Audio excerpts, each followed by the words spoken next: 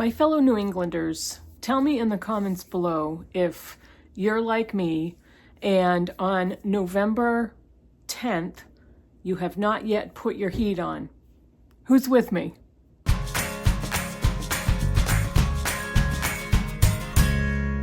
Booktube, it's Kim at Middle of the Book March, and this is my bookish week for Sunday, November 10th. Okay, yeah. And it's been a very topsy-turvy week, as we all know.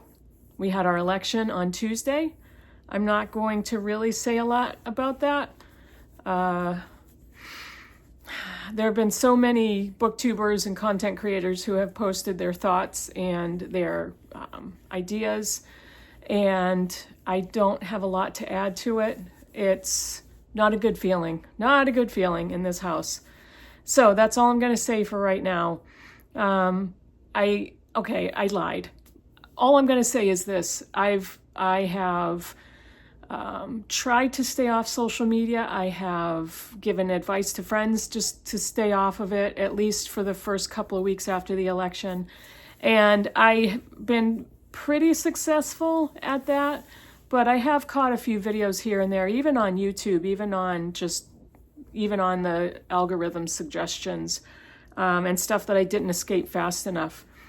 And it's bleak. There are some pretty bleak ideas out there from people who are really, really concerned about what's going to happen to the country. As am I. I think concerned is an understatement. So all I feel like is get comfortable and cozy and try to mentally escape for a little bit. That's my my medicine for right now, and we'll take it one day at a time. So I finished 2 books last week, and they were both very good. And I'm going to show you those 2. I'm going to show you what I'm currently reading, and then I've got some books that I wanted to show you for what's coming up in December. So I am in a fabulous reading group, and we are reading Claudia Pineiro's works that are all translated into English. And we started with her first novel, I believe. Well, it's the earliest novel, I believe, that translated into English. I think that's why we started with it. But this is All Yours by Claudia Pineiro. This is translated from Spanish by Miranda France. And I am going to list the booktubers in the comments below, all of the booktubers who are involved in this reading group. And this is organized by Pat from Book Chat with Pat, who, again, is fantastic. Not just a fantastic booktuber, just a fantastic person. So we finished All Yours. And Claudia Pineiro, as it says on the book, Argentina's best-selling crime author. For good reason. She's an excellent author. She's a wonderful author. Great story, great characters. And the first book of hers I ever read was Elena Knows, and loved it, gave it 5 stars. And then this book project came up, and I'm like, I need to get in there. I need to invite myself and crash that party. And I'm so glad I did, because this is a really fabulous, interesting, propulsive book, and it's not even that long. We started this at the beginning of November, and we were giving ourselves 2 weeks. The group, we've since had an additional member. Hi, Brian. The group finished it within a few days, and we're now all done with it. So that's why I'm wrapping it up, and that's why I can wrapping it up. Whoops. So Brian, if you're watching and you don't want to hear the spoilers, don't keep watching my video. This is the story of Inez, and she is married to, what's her husband's name? Ernesto, and they have a teenage daughter, Lali. And Inez, at first we think she's got a pretty good marriage and a pretty good family life, but early on the reader starts to detect that there possibly could be cracks in this relationship.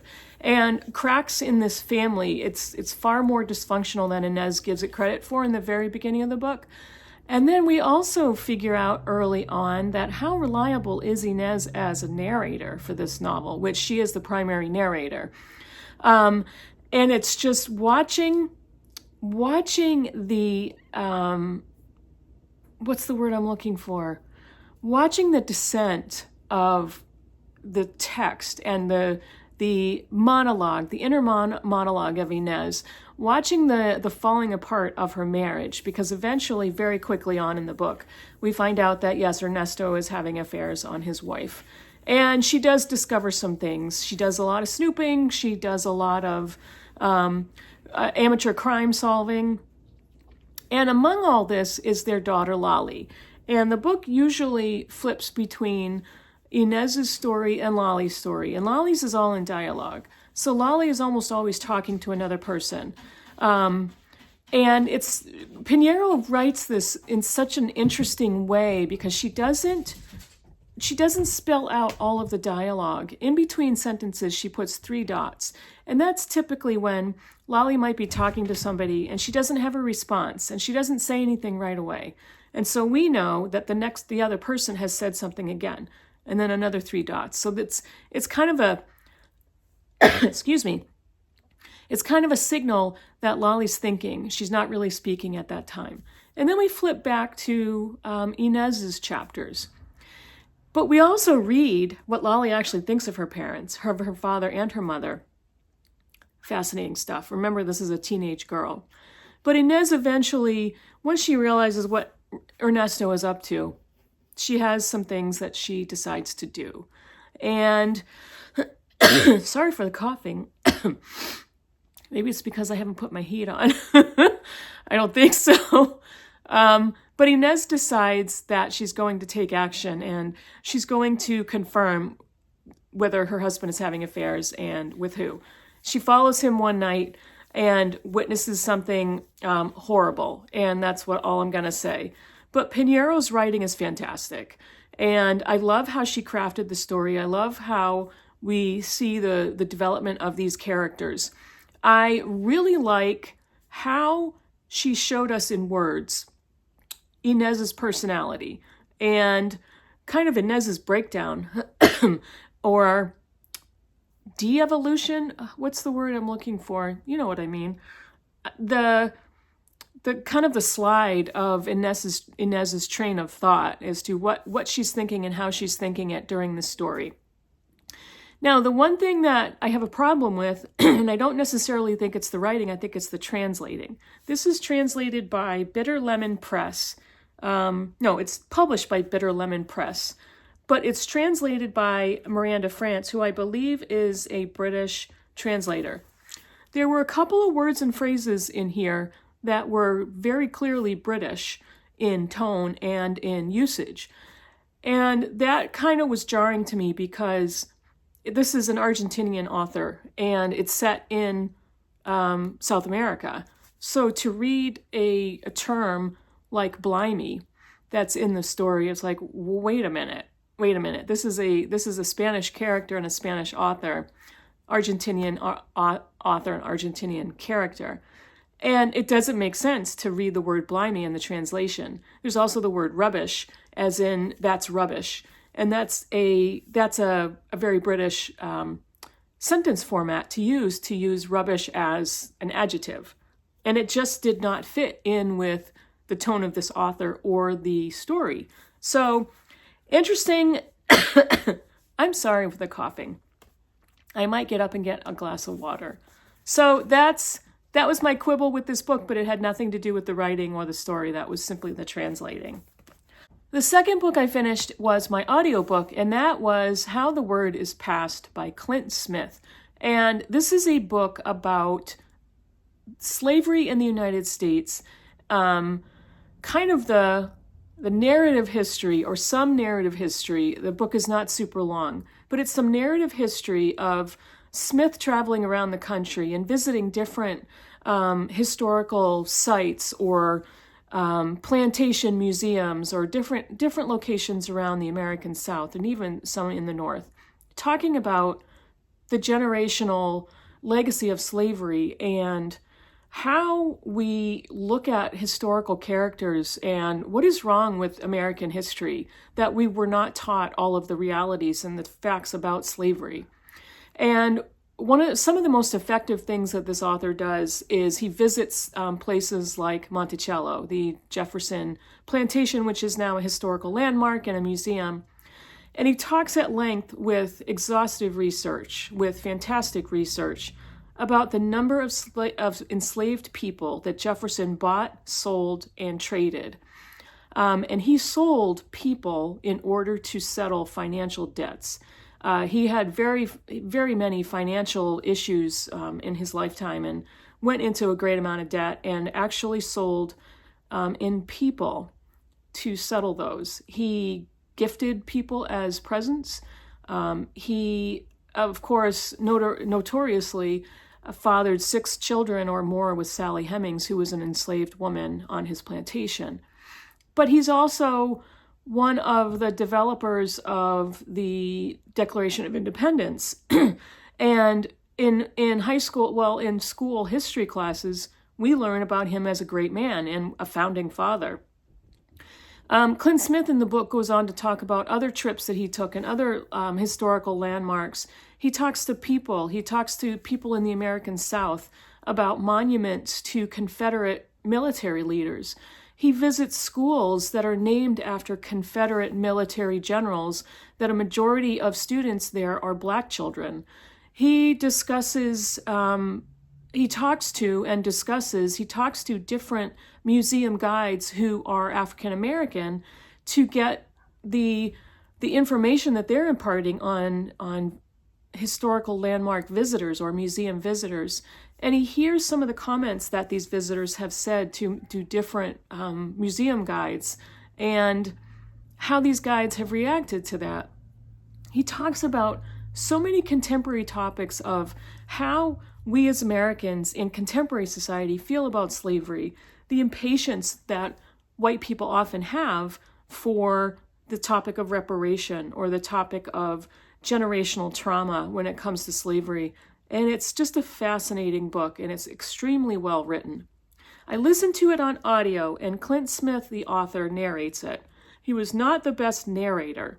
I probably would have gotten more out of the book had I read it in physical form, but the information is staggering, and I do highly recommend reading the book.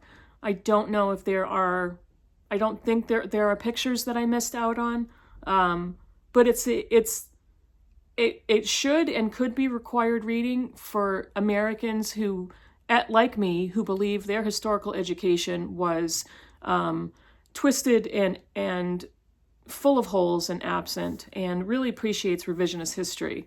So do pick that book up. I don't highly recommend the audio, but I definitely recommend the book. So here's where I show you what I'm currently reading. I just started listening to my next audiobook called The Situation Room by George Stephanopoulos. Yes, that broadcaster and TV personality and news person and politician, a political commentator, not a politician. So far, I love his voice. He does narrate, and he does a great job narrating. This is basically about the Situation Room in the United States in the White House. And he's going as far back as when the Situation Room was initially developed. So he's starting this history of the Situation Room in the 60s. If you're not familiar with what the Situation Room is, it is basically a small, cramped, windowless room in the White House that is meant for the president and politicians and staff to go down into when there's a country's crisis or a national crisis, even an international crisis that the United States is involved in.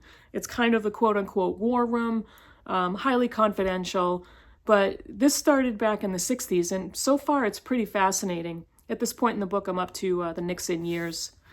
So I'm also currently reading, and will be quickly finished with, The Story of Edgar Sautel by David Robolewski.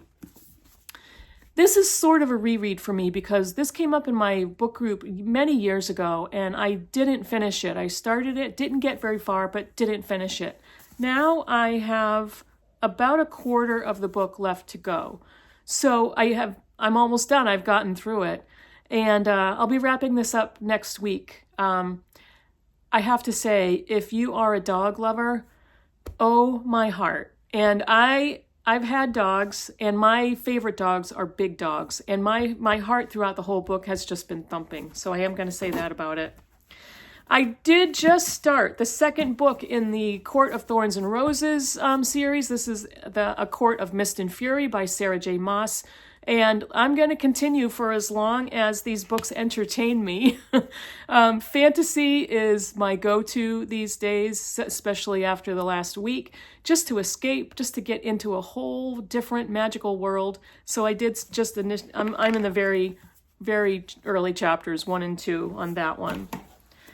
And yeah, that's it for me for what I read and what I'm currently reading. I wanted to quickly show you what's happening for me in December. I've talked about this Invisible Man by Ralph Ellison. Gareth from Book Songs and Other Magic and I are going to read this together in December. And it would be a reread for me, and I can't wait. I can't wait to read it again, and I can't wait to read it with Gareth. So that's coming up. The next book in our Claudia Pineiro project is Time of the Flies. This is her latest book published, and it's published and translated by different people. It is published by Charco Press. I love Charco books. If you're not familiar with them, they have a website, go and look on their catalog. And this is translated by Frances Riddle. And she also translated Elena Knows. I don't know how you pronounce it, Elena or Elena. I don't know. We can go either way. But Frances Riddle also translated Elena Knows, and really looking forward to getting to this. We're going to start this this weekend, I think, or the 16th, I think we're going to be starting this. So really looking forward to that. And I have another special book project with Joe Smith, who the famous or infamous Joe Smith, who is a frequent commenter and subscriber to so many of our channels, a longtime friend to booktubers everywhere. If you've not ever spoken to Joe or have not read something with her, go and seek her out. Say hello to her in the comments. She's a wonderful person. I've read a few books with Joe so far and been involved in some other group reads with her. We are going to read A Fire in the City, Savonarola and the Struggle for the Soul of Renaissance Florence by Laura Martins. And this is about exactly what it says. This is Girolamo Savonarola. He is the Dominican friar who ruled Florence after the fall of the Medicis. And this is a nonfiction book. But we are reading this, and he is also he created the Bonfire of the Vanities. And no, it is not simply a Tom Wolfe book title. There is a religious theme to this and a religious origination of the Bonfire of the Vanities. But we are going to be reading this nonfiction book. I can't wait because we're going to be reading this to prepare ourselves for George Eliot's Romola, which is a reread for me, and I don't remember if Joe's already read Romola. But out of George Eliot's novels, this was my bottom novel, even though it's still, for me, a 4-star book. But I want to see if after reading this book, if Romola goes up to the 5-star level, of which all of the other George Eliot novels are 5-star books for me. So let's see, we'll see what happens with this reread. And that is it for me.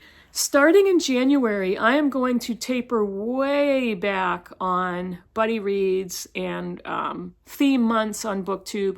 I need to be very selective because I can feel the burnout creeping in, and I can feel that sense of reading as an assignment, as one of my videos I did recently I talked about. So I have been, and just mentally and emotionally exhausted lately. This whole past year has been so tumultuous that I am going to go into reading with more of a sense of can't wait to sit down and read my book instead of, oh my gosh, I got to get so many pages read, or I have to read this one right now. And all buddy reads are not like that, but as I said in my video, it's something that I've done to myself, and so many of us I know can relate because we all do it, because we're so excited about everything and we don't want to miss out. FOMO is real, and FOMO is exhausting.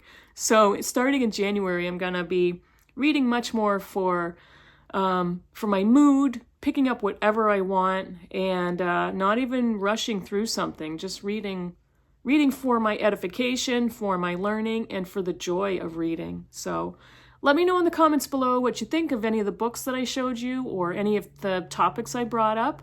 Let me know if you want to chat about it in the comments, and I will see you all in the next video. Bye, everybody.